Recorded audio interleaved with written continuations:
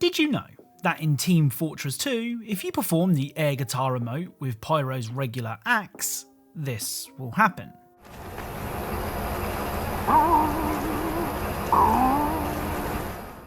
So Pyro will make guitar sounds with his mouth. However, if you perform the taunt with the Neon Annihilator, this will happen instead.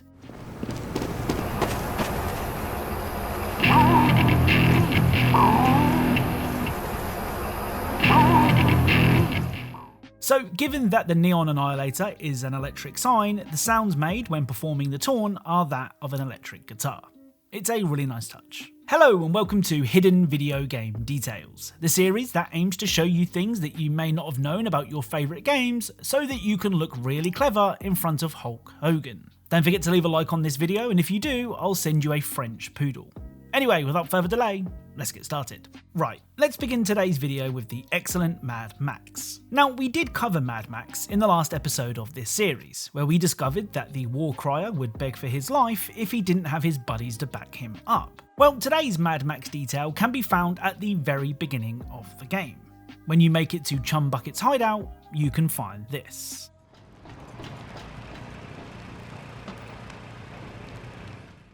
So the light on the wall is shaped like Australia, as in the shape of Australia the country, which is where the Mad Max games and movies take place. Next up is the incredibly annoying Overwatch 2. Now, Overwatch 2 isn't annoying because it's a bad game, far from it, but because it's a game that seems determined to make you hate it. Whether it be game-breaking bugs that have seen heroes removed from the game for weeks at a time, or the incredibly obnoxious item shop that wants to charge you $25 for a skin for a character that has been removed from the game due to the previously mentioned bugs. It's so close to being great, but like I said, Blizzard seem determined to make you hate it. Anyway, the Overwatch 2 detail for today's video can be found on the Dorado map. If you play as the terrifyingly cute Wrecking Ball and shoot the bells in the order I do, this will happen.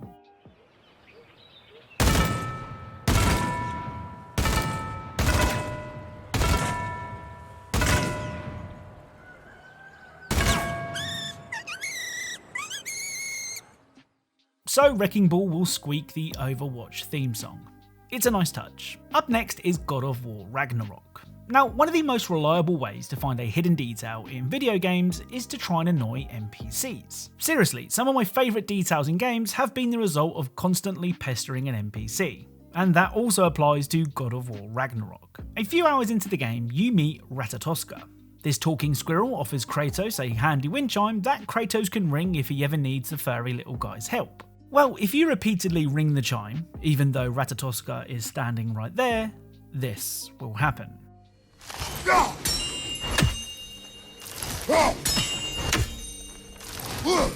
Perhaps there was some confusion. This is for calling me out here, not for when I am here. Do you just like hearing the sound of the chimes? I suppose they do sound very pretty.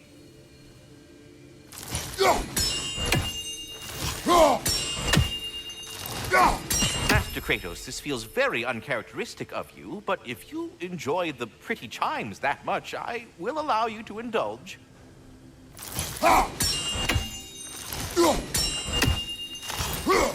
Yes, you've done it.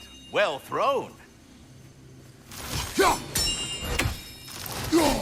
Ah, the sound of the chimes is not unpainful at this distance, so perhaps you could not?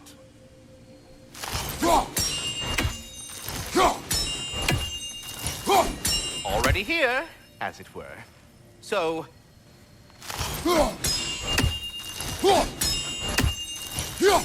I see. You're deliberately attempting to push me into some sort of emotional outburst, aren't you?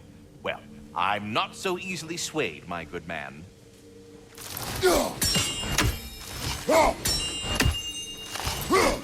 Stop with the stupid chime! Oh dear. I'm sorry. I don't know where that came from. Next up is the brilliant Metro 2033 Redux. Redux is the definitive version of the 2010 post-apocalyptic shooter Metro 2033. It's a game that isn't afraid to show you just how depressing life would be if the world was forced to live underground. I mean, sure, there are underground bars, underground strip clubs, and underground alcohol, but there has to be other ways to relieve stress. Well, if you leave Artyom idle for long enough whilst holding certain guns, this will happen.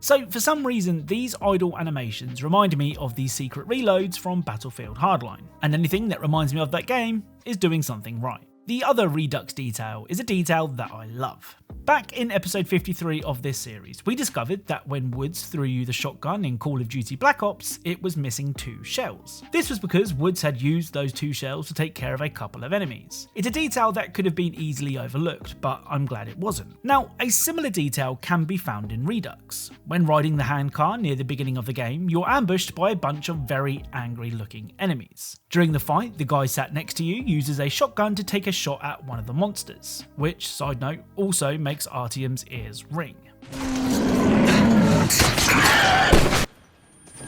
Artyom, take my shotgun! Here!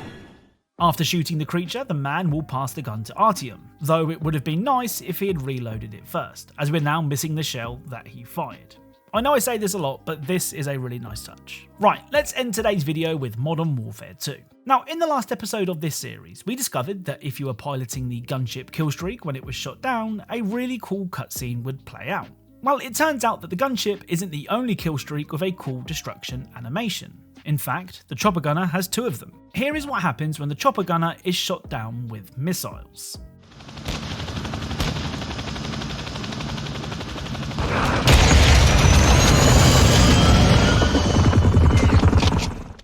And here is what happens if it's shot down with bullets.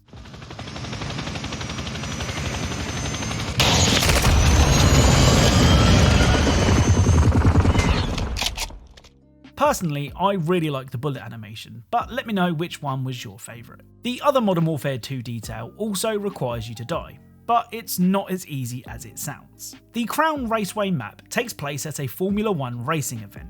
That means that the super fast cars are constantly driving past you as you do battle. Now, there is no actual way to step onto the track.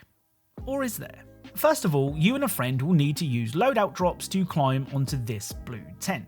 After you've done that, place down a deployable cover and climb that to reach the balcony. From here, you'll then need to climb this railing and repeatedly jump whilst walking forward until you climb an invisible wall. After that, walk across the ledge and make your way onto the roof, where you'll once again need to place a deployable cover so you can climb higher. Now, this is the tough part, and the part I messed up a lot. You'll need to call in a loadout drop and have it land as close to the edge as possible. Then you'll need to climb on top of the drop and tactical sprint off the edge and land on another invisible wall. Once here, place another deployable cover and climb that.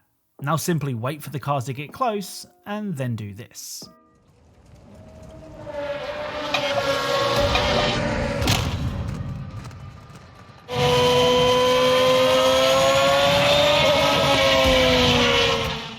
So the cars have their very own kill cams, which makes me wonder, was there a past version of the map where we could actually fight on the track? I only say that as I see no other reason as to why the cars would have kill cams, but let me know what you think. Oh, and a huge thank you to Swift and Knight Subset for having the patience to work this one out with me.